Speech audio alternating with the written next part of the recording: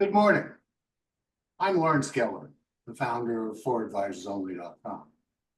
Welcome to Meet the Masters of Insurance webinar series. This is the 22nd of what we expect to be a great many webinars with Canadians who have dedicated their careers to learning the art and science of insurance sales and service. Webinars in this series are now scheduled through the end of this year, and more are being added on a daily basis. Over the years, I've observed that every successful insurance agent whom I've met has succeeded differently, even if they're in the same field, deal with similar clients, and even if they are related or in business together. This is what makes the sale and servicing of insurance one of the best careers that I can imagine.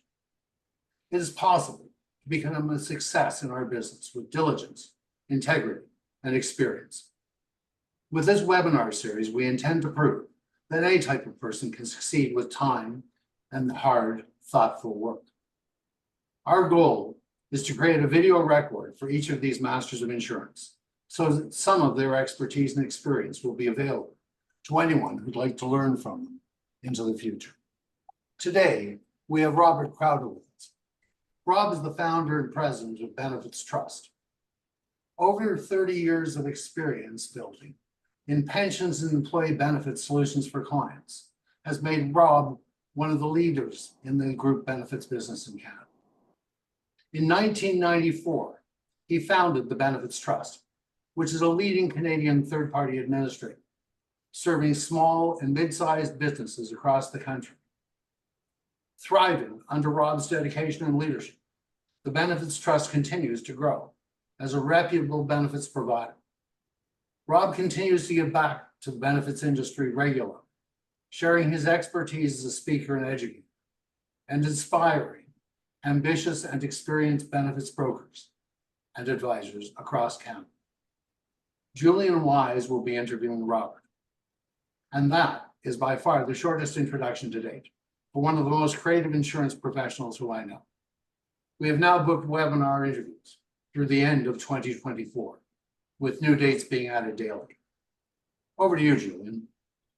Good morning, Rob, and thanks for being with us. Morning, Julian. Rob, what did you do before you got into the insurance business?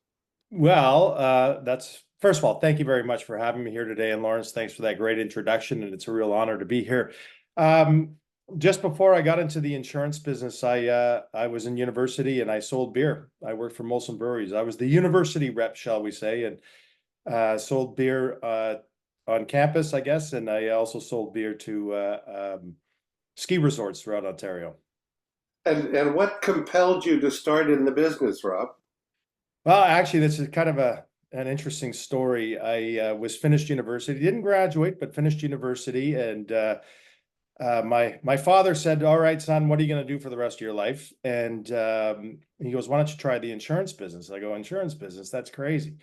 Anyways, go to the interview. Go to an interview. And I got, I guess, set up with Great West Life and one of their agencies.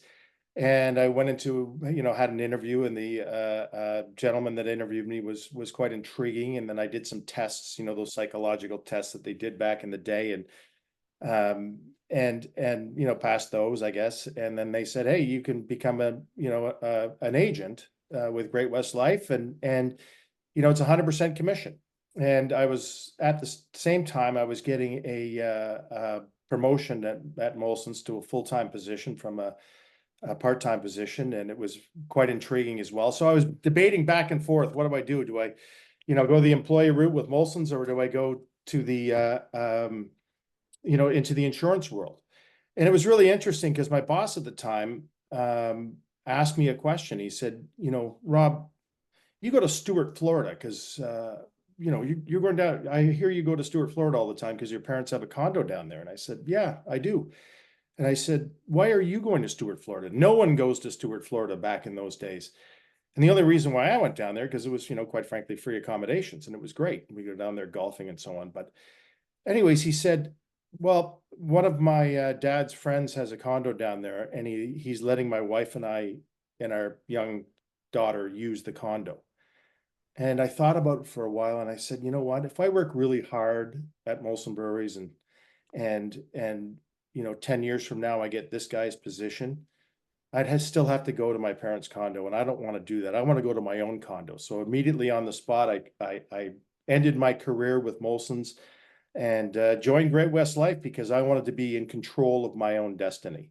I wanted to be able to make choices as opposed to have to face decisions. So that was really the sort of the nut that grew into where I am today. And what were you doing when you first joined Great West Life? How did I was you get started? I was a housed agent. I wasn't licensed. They did a little bit of training with me, helped me study for my license. I took my license, I passed that. And then my manager said, all right, go out and sell life insurance. And that was basically it. And an insurance agent, and I was trying to meet with as many people as I could and sell as much insurance as I could. And it was a tough time for sure. And so when did the benefits trust get started, and how and why and when? Well, it was interesting. I was in the agency, and it was good. There was some good people there, and I was getting training from the agency, but also some of the other more senior advisors that were there at the time. And it was probably about 6 months in or 7 months in, I sold a group insurance case. And it was the first group insurance case that I sold. And during that time, the agency was having a contest. Agencies, they used to have those contests. And one of the contests that they were having was who could improve their production one quarter or more the quarter that we were in over the previous quarter. And that was my first quarter that I was in. And sorry, I was in the second quarter, but my production in the first quarter was pretty low because I was brand new, just licensed. And then I sold this 60-person group case. So all of a sudden, my production was about 2,000% more than the previous quarter. So I was by far in the lead. And it was interesting because they didn't post the results. They posted the results weekly, but they didn't post the results in the last 2 or 3 weeks because they wanted to be a surprise for the meeting, for the agency meeting. Anyways, all of a sudden the agency meeting comes along, and I'm going to sit there, and I know I'm going to get the Great West Life Award for that particular contest, and I'm going to be able to take it home and show my fiance how smart I am and how smart she was for saying yes to me when we got married, because I won the Great West Life oven mitts or whatever they were giving away that particular contest. Anyways, they announced the winner, and the winner was Tom Hazel, and who was a terrific gentleman. Anyways, everybody's kind of looking around going, that doesn't make a lot of sense unless Tom sold some, huge cases and because he didn't, he wasn't close to the 2,000%. Anyways, to make a long story short, I went into my manager's office afterwards, and I said, what happened? I don't understand. And he said, that case doesn't count because I don't get paid override on that case. I only get paid override on insurance and select packs. So that case doesn't count. So I don't want you to sell those anymore. I just want you to sell whole life policies and term life policies and so on. And then I was thinking to myself, I don't really care how he gets paid. I care how I get paid. And I really had a lot of success with that case and other cases that I was working on in the group insurance realm. So I stuck with group insurance, and because I got to yes quickly, and that's where my group insurance career basically started. And how did I start? I know it's a little off track, but can you didn't you also visit Tom in his office? Oh, yeah, sorry, I forgot to mention that.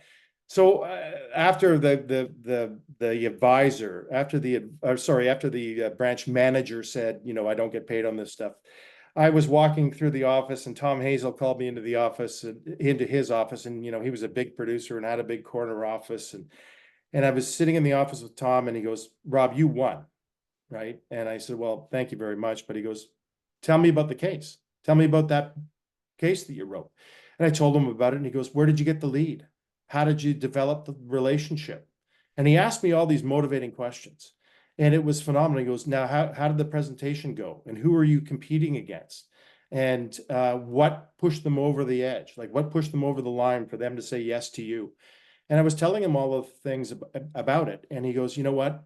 That's great. And he just got me so motivated and fired up. He said, here's the Great West Life oven mitts. They're yours. You deserve them. And you know what? Go make some calls right now. Go make some more calls. And I've never forgot that. And Tom Hazel was just a gem of a human being. Sadly, he's no longer with us, but it was a really motivating experience. Just that probably 20 or 30 minutes that I spent with Tom Hazel. When I look back at that, I look back at what the manager said, and I look back at what Tom said, and he was this great producer, and I'm going to go down that road. Wow, what a great story. So how did you find your clients when you first started? Oh, Like when I first, on yeah, group now. on group insurance. Well, there's a couple of ways, but it was old school. It was Scott's directory. It was sending out letters. I think I'd send out 50 letters a week. I'd follow up with those letters. I'd call them, I'd call them, I'd call them, I'd call them, I'd call them, I'd follow up. I would get meetings, and then those meetings, over time would turn into sales. But one of the things that I was good at was calling people and asking them for meetings. And I was relentless. And one of the things that I used to do, and I never forget this, and this is before, CRMs and so on. I would call up, for example, I'd call you up, Julian, to talk to you about your business, and you'd say, hey, call me in November. My renewal's not till December. And then I'd call you the 1st of November, and I say, Julian, you and I were speaking. I don't know if you remember, but you and I were speaking on what's the date today, June 20th, a couple of months ago. You asked me to call you on the 1st of November. And then you might be sitting there going, oh, wow, this guy's right on the ball. So yeah, let's have a meeting. So it was just old school prospecting. It was sending out letters. It was following up with telephone calls. And that's how I'd find my clients. But there was one client that I had, and this is sort of the really the seed that started my thinking towards the benefits trusts. And it was probably around 1992 or 1993, because I started the benefits trust in 1994. But it was a gentleman, I'll never forget his name. His name is Sharish Shah, and he had a very, very small chain of pharmacies in Scarborough, East Toronto. And these pharmacies, he had, I think it was 4 pharmacies, and he had 2 pharmacists working in each pharmacy. One of them had a Canada Post Depot in it, and a lady worked for him that ran that Canada Post Depot. She was the only other full-time people besides the pharmacist. It was himself sort of running the company, and he had a full-time assistant. So there was probably 10 or 12 people in this particular group. And they wanted a benefit plan, Julie, and they wanted a benefit plan that had life insurance and AD&D and long-term disability insurance, and they wanted health coverage, and they wanted dental coverage. But what they didn't need was drug coverage, because they were a pharmacy. This was, again, 1980 or 1990 something. They didn't need drug coverage because they were going to get it from their suppliers. And they could buy it cheaply and get it for free or whatever it was. So they didn't need drug coverage. So I went back to, the agency that I was with, the Great West Life agency that I was with, and talked to the Select Tech manager. And he said, Rob, we can't unbundle this stuff. You got a client that wants all of these benefits with the exception of drug benefits. However, drug benefits are part of the package and they have to buy them. But we'll rate it really low. So next year, the costs will be in line with what their utilization is. And I said, fantastic. I sold this client this particular bill of goods, ran it for a year or just over a year, and got the first renewal. And their utilization, if I remember, their health utilization was around 30%, but their rates went up. And I go, this makes no sense to me. It doesn't make any sense. Their rates are going up, and they explained to me that the pool that they were in had poor experience, and the case was so small it wasn't credible. So therefore, the rates have to go up. I went back to the client. I showed him this, and he said, cancel the plan immediately. And I thought to myself, I'm going, hold on a second here. This doesn't make any sense. I'm an advisor. I want to be able to provide my client with a customized solution, with a solution that works for them. They have a profitable business, and they want to make a promise to their employees with respect to the benefits that they want to offer. And we can't unbundle this because they've only got 10 or 12 people. If this was, Shoppers Drug Mart, Great West Life would be doing backflips and unbundling it. But why couldn't we do it for the small group? And that's really what started the seed that started growing in my head about the benefits trust. And what does the benefits trust do? We are a full service third-party benefit administration company. We purchase, first of all, we work with end user clients where we help them develop what promise they want to make to their employees with respect to their benefits. And I use that word promise strategically. It's a promise that an employer makes to their employees as a condition of employment. And in this case, it's a benefit promise. And when you analyze that promise, there are really three components to it. One component of catastrophic or a protection against catastrophic, sudden, unexpected events. If I make an employee a promise that if they pass away, I'm going to pay their named beneficiary $50,000, for example, that's a promise that I'm making. I want to make sure I have insurance coverage to protect that promise. So what we do is we help clients protect their promise by using different insurance products for things like life insurance, AD&D, long-term disability, those types of things. The second thing we do, the second component of the promise is I like to say is high frequency, low cost events, a trip to the dentist, a trip to the pharmacy. I'm going to take a prescription drug tonight. Is it, it happens every single day, right? So that's really not insurance. It's just budgeting. It's just budgeting for those expenses.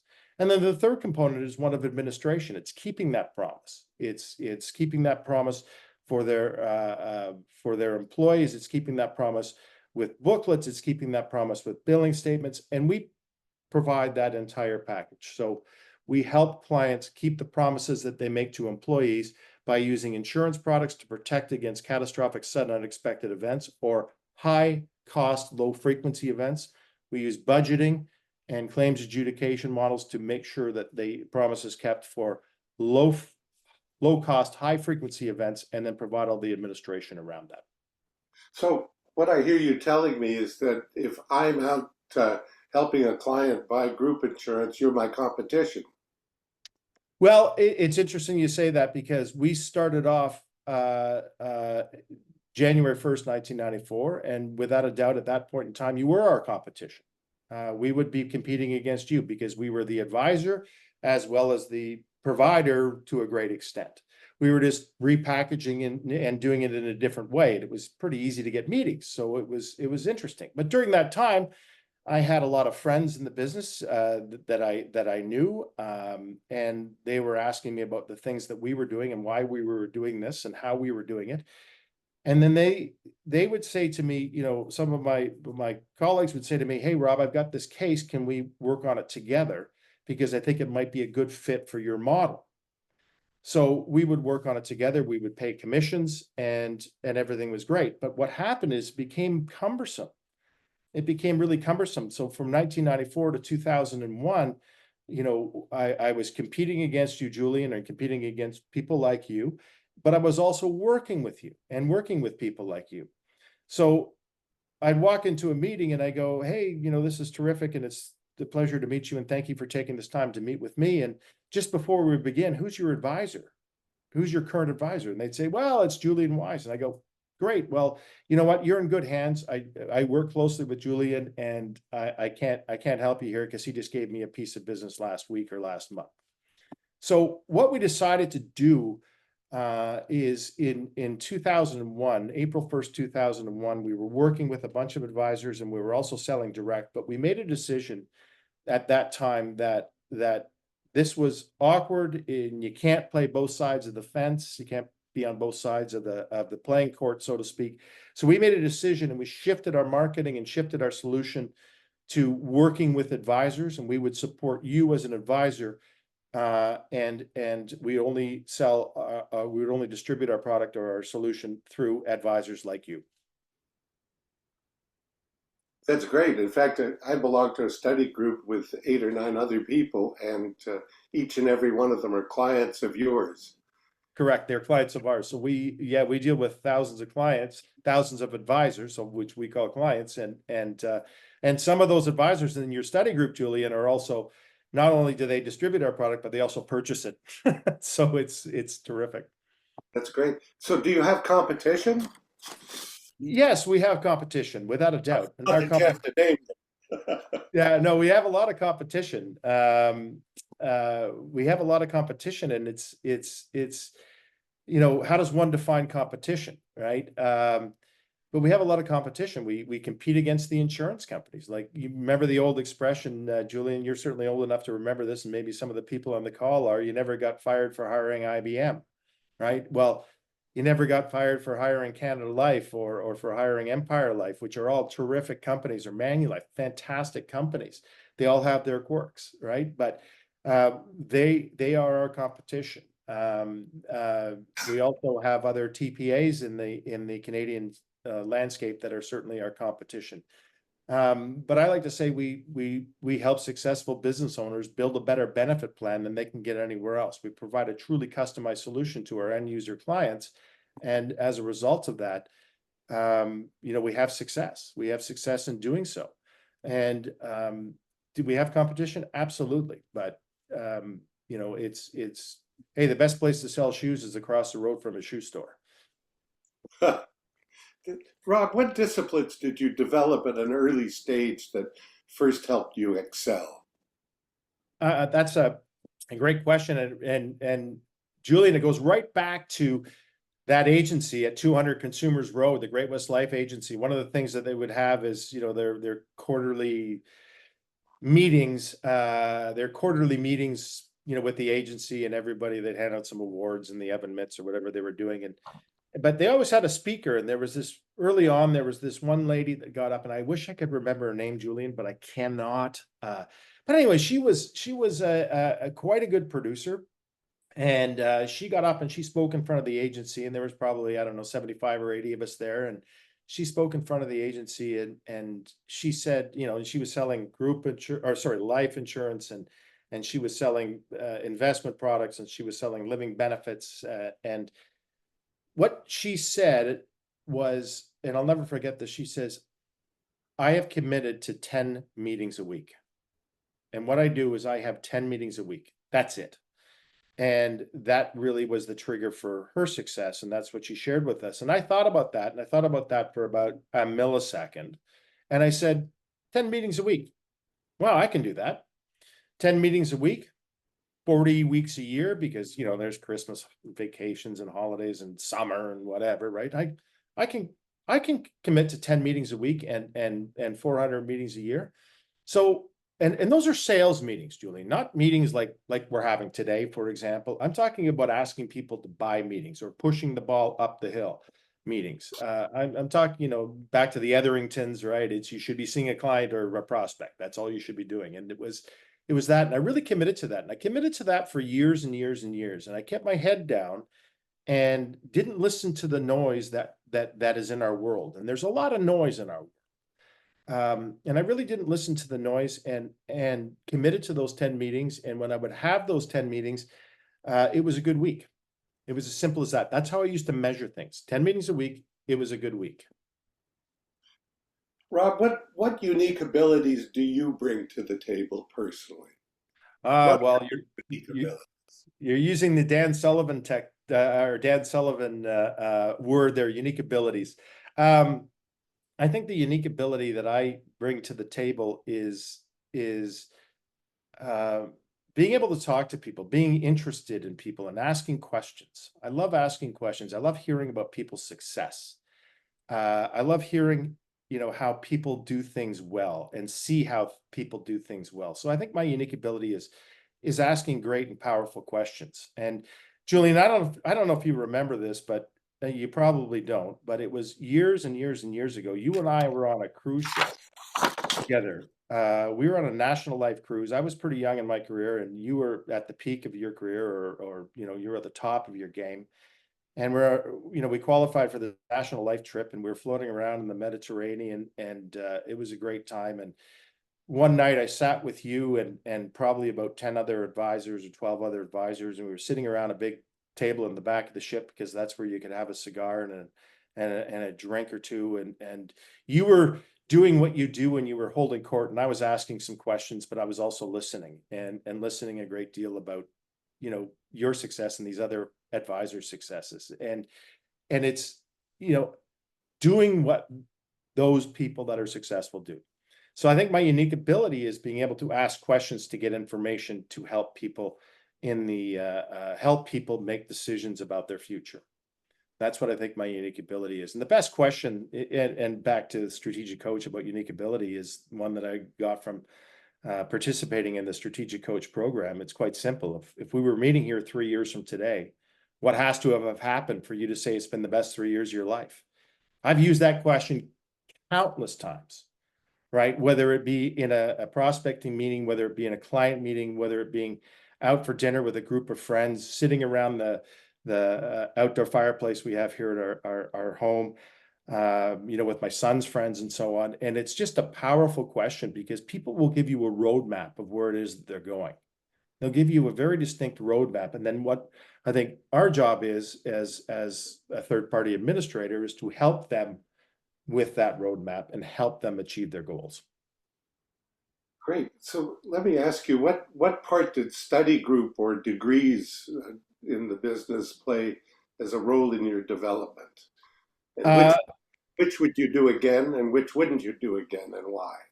Well, as I mentioned, I was in university, but I didn't finish. Much to my mother's dismay, right?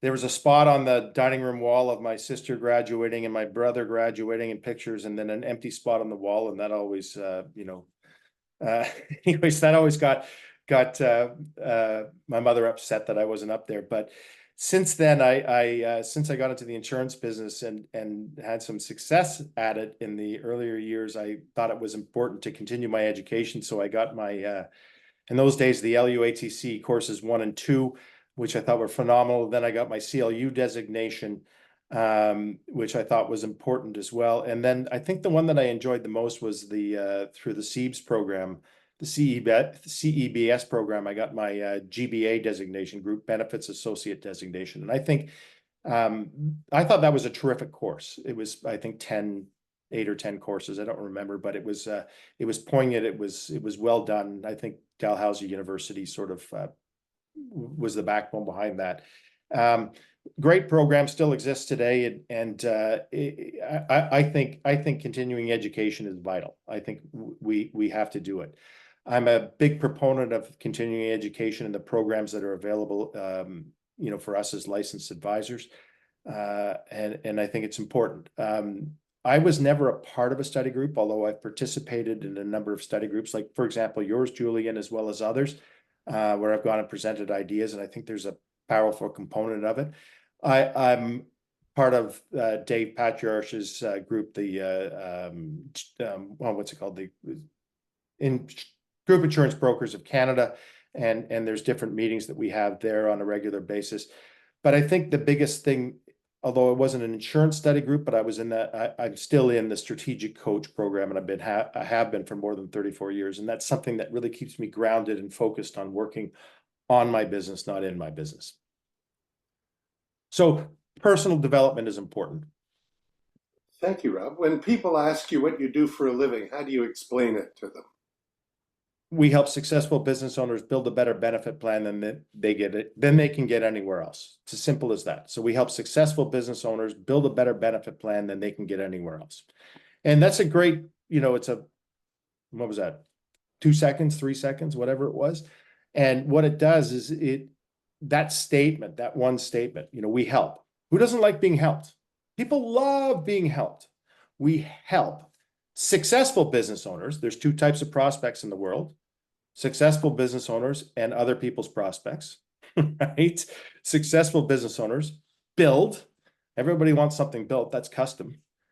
You know, we help successful business owners build a better benefit plan. Okay, well, I'm always interested in something better where I can get anywhere else, exclusive.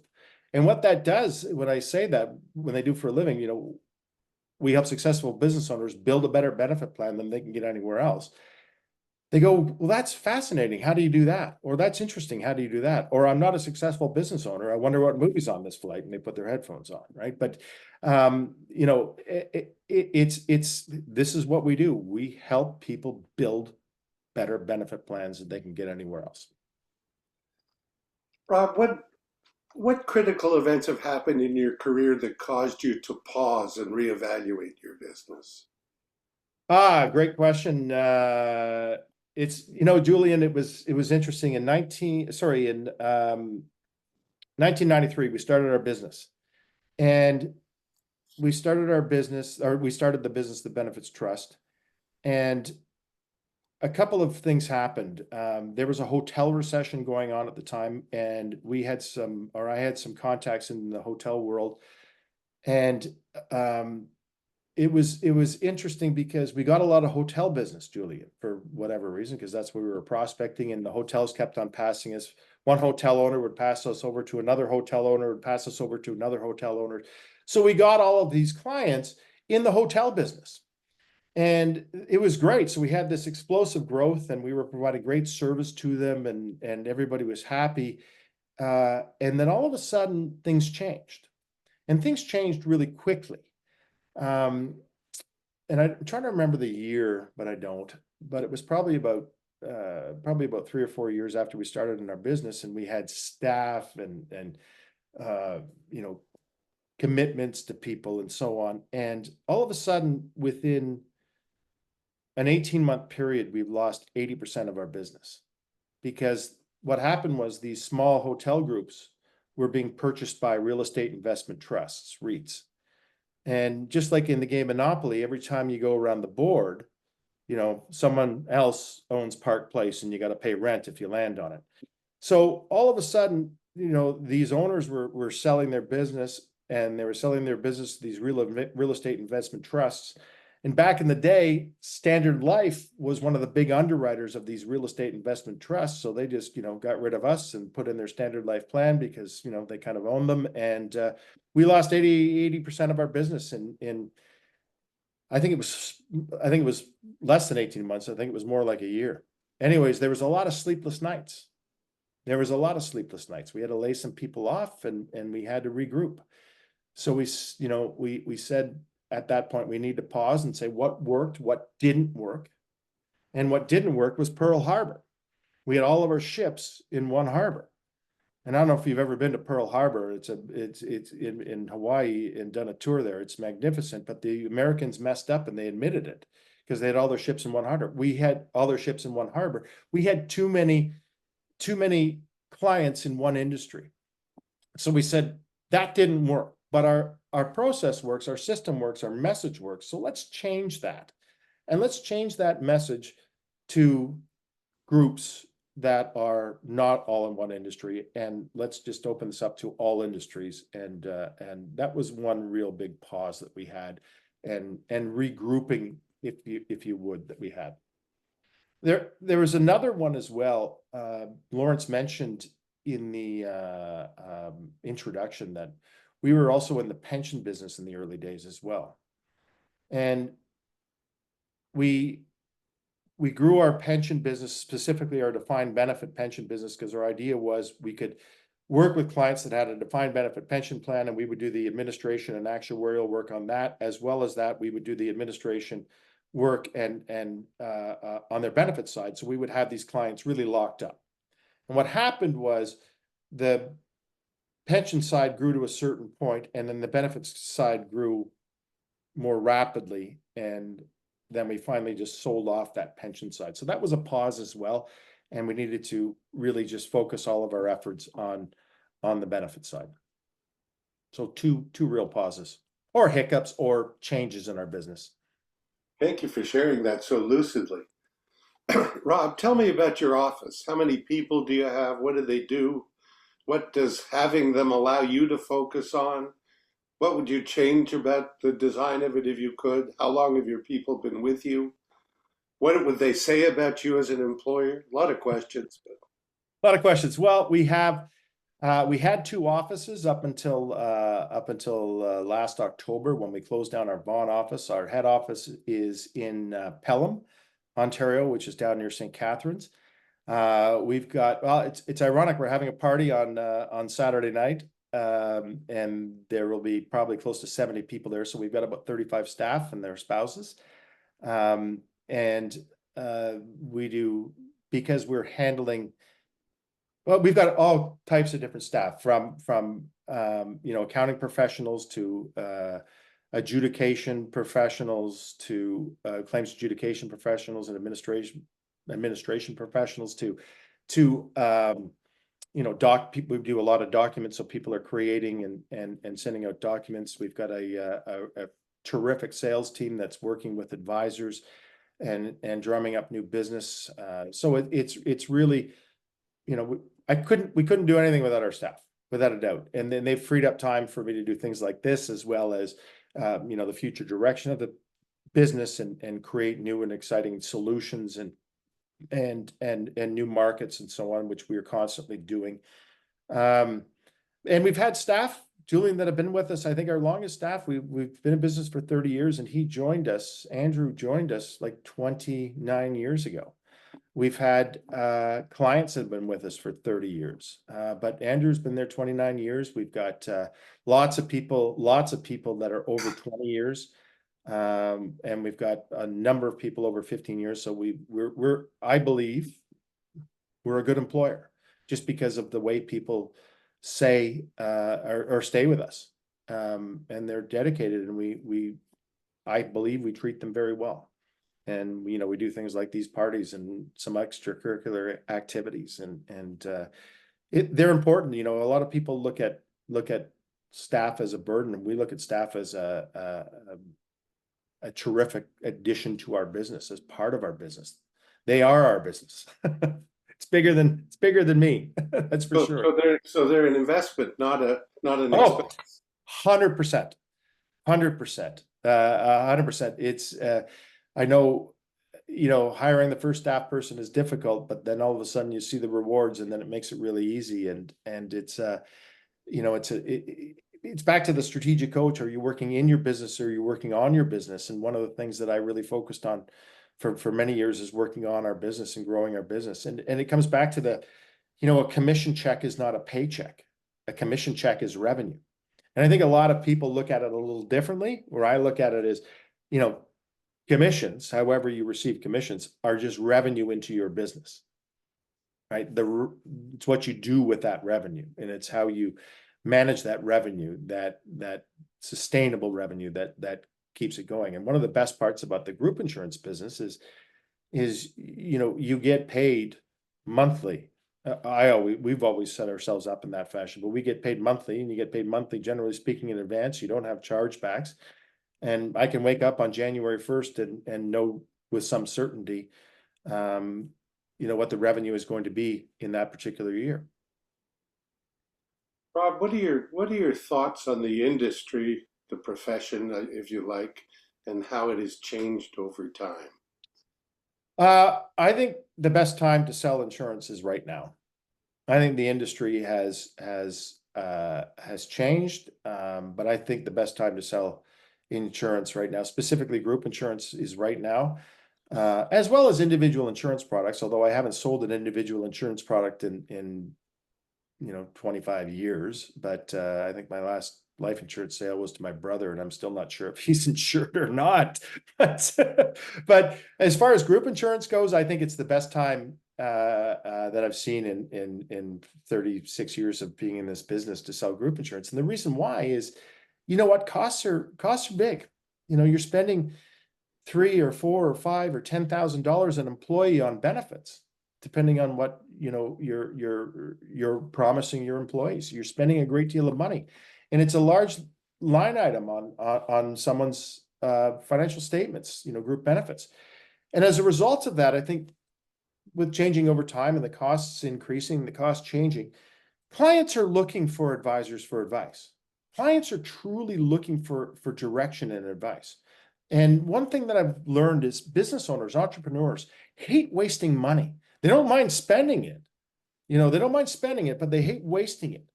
They like to spend money on things that they perceive value for.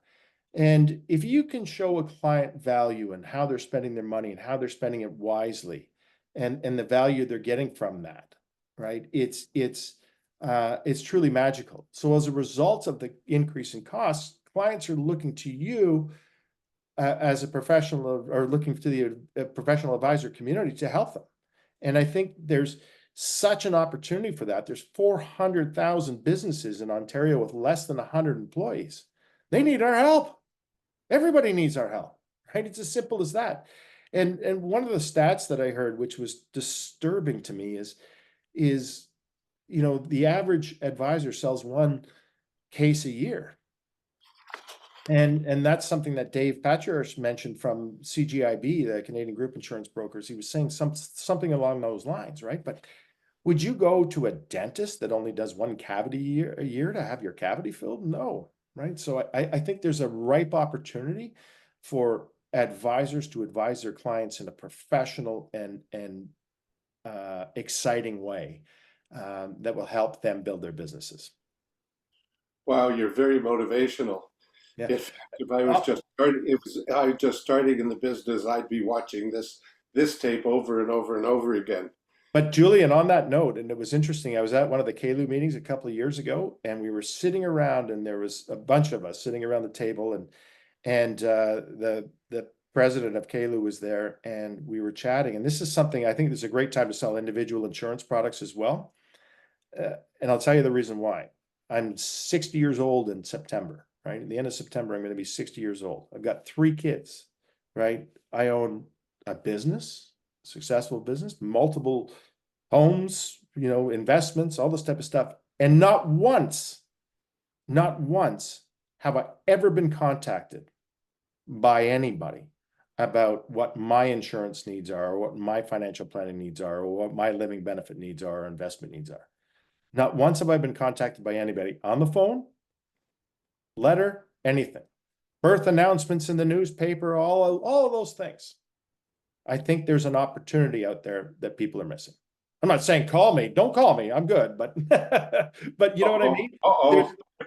There's a lot of opportunity. There's a lot of people, not only businesses, but individuals that haven't been what's the word, contacted, or they don't have an advisor of any kind. Wow. So what guidance or advice would you have for someone who's just starting in the business? I would say be interested and be interesting. 2 things: be interested and be interesting. And when I say be interested, ask questions. Ask a lot of questions. Number 1. Number 2, don't listen to the noise. There's a lot of noise out there, right? There's a lot of noise out there. Number 3, have goals. What kind of noise, Rob? Oh my God, we got to go to this seminar, we've got to go to that webinar, we've got to do this, we've got to go over here, and I'm going to build my website, and I can't focus on making calls right now to get or prospecting to get new business, because I've got to, rebuild my website, or I've got to build a website, or I've got to, create something. You know what I mean? You need to be seeing a client. You need to be on your way to be seeing a client. You need to be on your way back from seeing a client. You need to be able to see a prospect. You need to have enough prospecting, in the mill. So I say have goals, right? And don't listen to the noise that's out there. Like I said earlier, 10 meetings a week. That was a goal of mine, whether it's right or wrong. Oh, it's only up to me, right? But have those goals. So I had those 10 sales meetings. I didn't go to a lot of industry things, right, for those years, because I focused on those 10 meetings. I was either prospecting to get those 10 meetings, or following up on those 10 meetings, or in those 10 meetings, right? It's don't listen to the noise that's out there. Have goals and stick to those goals, and stick to those goals over the long term. Adjust those goals, but stick to those goals over the long term. Make them simple, easy to measure, right? So if you're a new advisor out there, and I don't care if you're selling life insurance, which is terrific, or investment products, or group insurance, or windows, or umbrellas, it doesn't matter. You got to have those goals, and you got to commit to those goals, and you have to do it over the long term. And learn how to ask questions. Learn how to ask questions. What part of the business did you find difficult in the early years? Prospecting. Yeah, prospecting, without a doubt. I still find it difficult now. And the other thing, prospecting, because people say no. When I worked in the beer business, no one ever said no. Julian, would you like a beer? Sure. Right. Julian, would you like some life insurance? No. Right. So prospecting, it's the most difficult part, but that's why we get paid well, is because we get over that hump. It's water off a duck's back. But the other thing that I found difficult is, sometimes you can feel like the most confident person in the world and $1 million, right? And the next moment you could feel like you're what was that pirate movie out with that actor, the swarthy actor, Pirates of the Caribbean, right? I can't think of the guy's name right now, but anyways, you feel like this pirate just trying to get through the day, and then the next time you feel like you're an absolute loser and you want to bang your head against the wall, and that can all be before noon. So I think the difficult part of being in sales is this range of emotions, and one of the things that still haunts me today is that range of emotions, and you've got to be able to have that going on potentially in your head, but you've also got to be able to show on the surface that it doesn't bother you. So it's having that, yin and yang, if you would, but not letting it bother you. Every time I get a no, I'm closer to a yes. It's a numbers game. It's just simply a numbers game. What superb insights. Rob, what do you do when you're not working? Ah, Do you great travel? question. Yeah, my wife and I, Michelle, we've been married 34 years last Sunday. So that's 68 years of marriage, 34 each. She's my rock. Congratulations. Thank you. She's my, absolute rock. And we just got back from Portugal. My son, Rob, was with us, Rob Jr., and his fiance. They're getting married in September. And the four of us were in Portugal. We had a great trip. So we like to travel a bit. We spend the winters, and I still work from there. I work remotely, as I do most of the time. But we spend the winters in Whistler, and I work Ontario time. So I'm up at 5:30 in the morning, work till about 10, which is 1-ish Ontario time. And by that time, I've completed my to-do tasks, shall we say. And then we go up and ski. Michelle and I go up and we ski. And, last year we skied, I don't know, 70 days and 1 million vertical feet. So we love doing that. That's my golf passion, if you would. Some people have a golf passion. I have a ski passion. So we do that. And then we live in Muskoka full time. And so we kind of do things backwards. We live in Muskoka full time, and we have a cottage in downtown Toronto. So our cottage is on the 33rd floor of a building on King Street overlooking Roy Thompson Hall and University Avenue. I call it the Sky Cottage, and our home is in cottage country. Huh. So what have you run towards in your career, Rob? What have you really embraced? Creativity. We're always looking for new ways to do things and creative ways to do things. And an example, I was talking earlier, this is just an awesome story. I think it's an awesome story, and I want to share it with you. But creativity, when we were starting out, and again, creative ways of prospecting, and we were selling pension administration and actuarial services along with benefit administration and services and so on. I was with a friend of mine who I'm still friends with today. His dad taught us Sunday school. That's how long ago we go back. He was in my wedding party. We're still friends today, and great guy. And he worked for Premier Harris. And we were out one afternoon or one night, and we were shooting the breeze, and he mentioned something about the Freedom of Information and Privacy Act and all the things that you can get from the Freedom of Information and Privacy Act. And then I thought about that for a little while. And I said, how does the process work? And he says, all you have to do is write the Freedom of Information and Privacy Officer a question and ask if you can have this information. And if he says yes, then they have to give it to you. I go, well, every single registered pension plan in the province of Ontario has to fill out an annual information return, and that goes to the government. So I requested through the Freedom of Information and Privacy Officer a copy of every single annual information return of every single registered pension plan in the province of Ontario. And the privacy officer wrote back and said, yes, you can have that. And this is the person you have to contact to get it at the Financial Services Commission of Ontario. So with that blessing, I wrote to this particular individual, asked him to send me a copy of all of these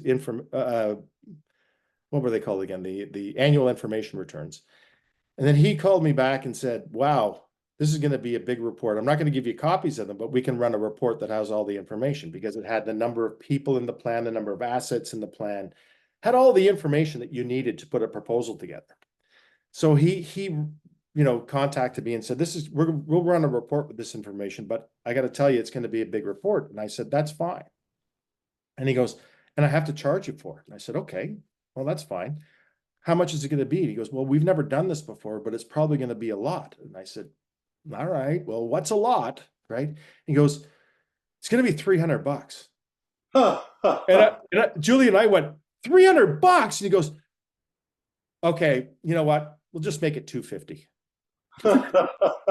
I was shocked at how little it was. He was shocked on my response, so we brought it down. Anyways, I said, listen, since it's going to be such a big report, because it was printed out, it was going to be like this thick. I go, would you mind if I picked it up and gave you the check? Right? He goes, sure. So we arranged a time a few weeks later. I went down to his office. I picked up this report.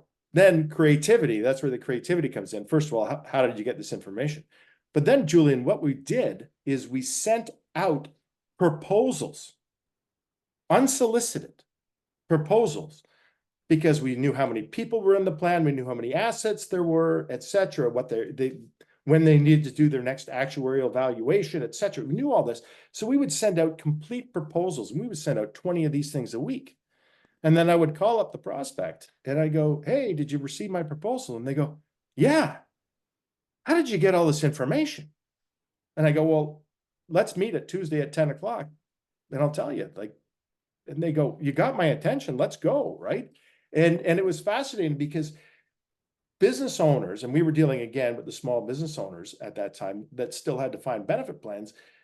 They were going, we're just so excited about how you got, so they were so intrigued about how you got this information, how creative it was.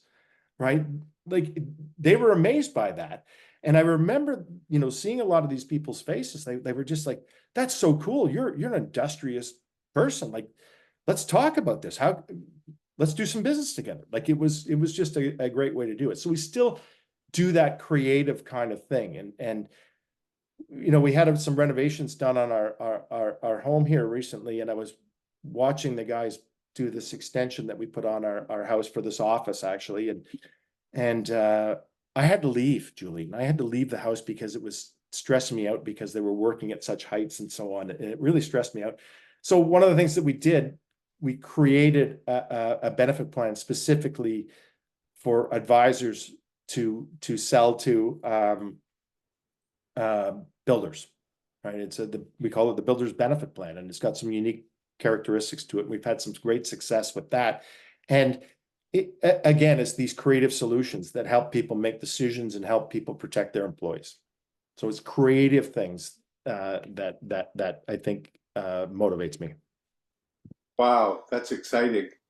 So I guess this is going to be like my final question to you, and that is, who has had the most impact on your life and why? Oh, that's a terrific question, Julian. The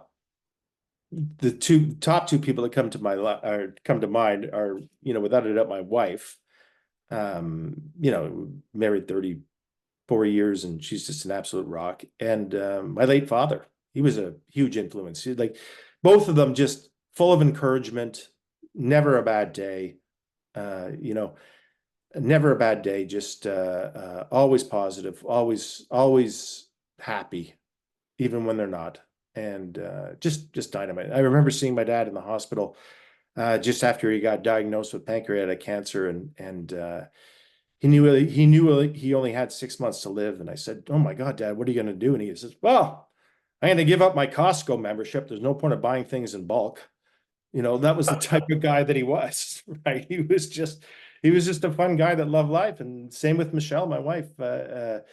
We've got 4 tons of rock on our driveway right now, a little river rock that we're putting around the gardens and so on. you know, she's out there this morning at 7 o'clock in the morning, moving this rock before the, you know, it gets too hot out. And she's just going, I love this. This is so much fun. It's working out. And, you know, and she's dirty and sweaty. And it's wonderful. And I said, I got to go prepare for this meeting today. So see ya, have fun. But, you know, just, they're both so wonderful. Rob, the currency of life is time, not money, time and energy, and you have bundles and bundles of it. I have thousands of more things to ask you, but no time left to do it in today. Bless Julian, you, and thank you for spending time with me.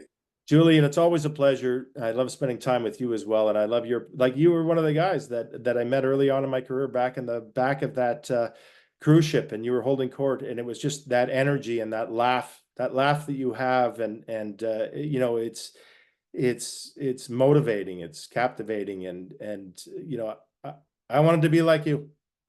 Simple as that. Thank you, Julian. That's so kind. Lawrence, over to you. Thank you, Julian.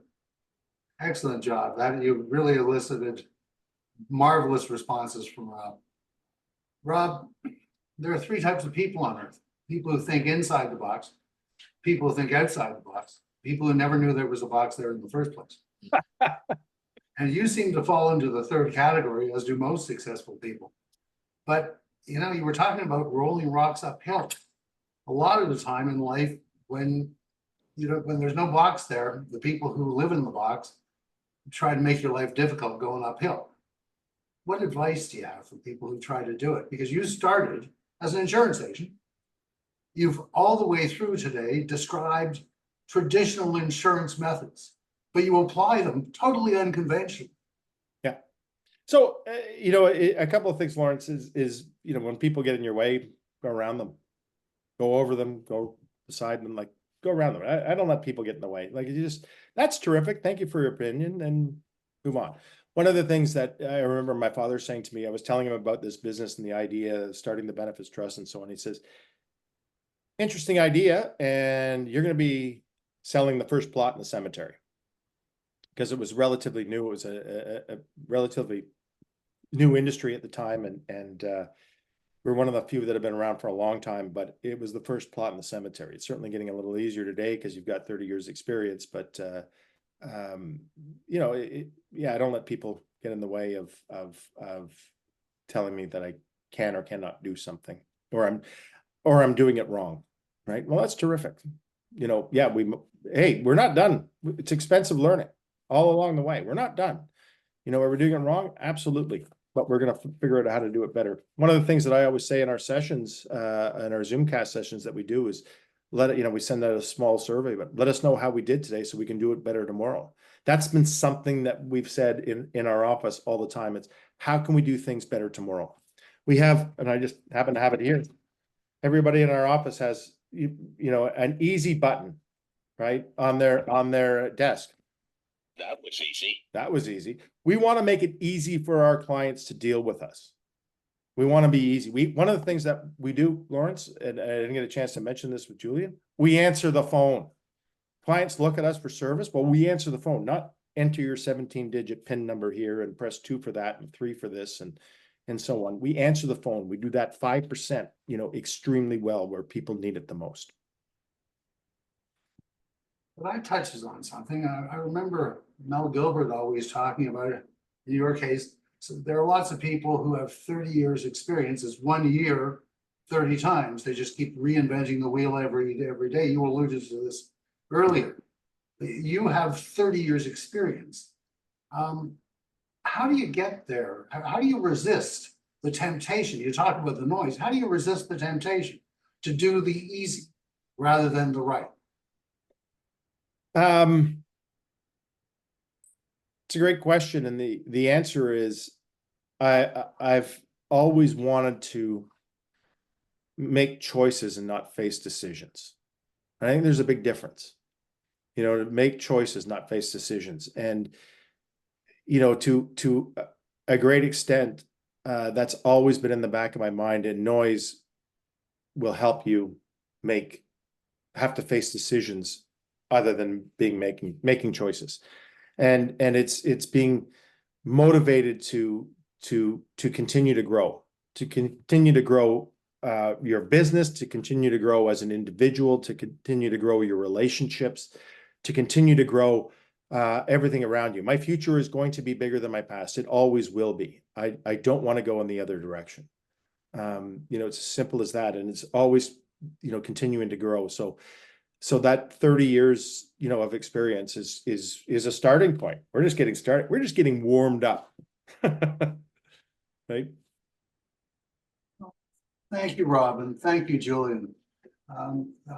Again, this is the sort of session that will help people, as Julian said earlier, help people who are getting started or people who are in the business and trying to decide how to do something, whether it is conventional or not, and follow their passion of the business. Very few people who follow their passion thoughtfully, diligently, energetically, and with a process in mind fail in our business. You just have to sell the client what they want and what they need and figure out how to do it. Next week, Julian will be back with Chris Facey from St. John's, another example of somebody who does that. And the week after, Dave Patriarch with Don Forbes from Alberta, and then Barry Pascal with John Hanser. So we have quite a lineup coming up, and I hope to meet you or to hear from you or see you. If you know of anyone who we should be interviewing, next week is Thursday, June 27th. We'll see you at 11 a.m. Eastern time for Meet the Masters of Insurance. And thank you for joining us today.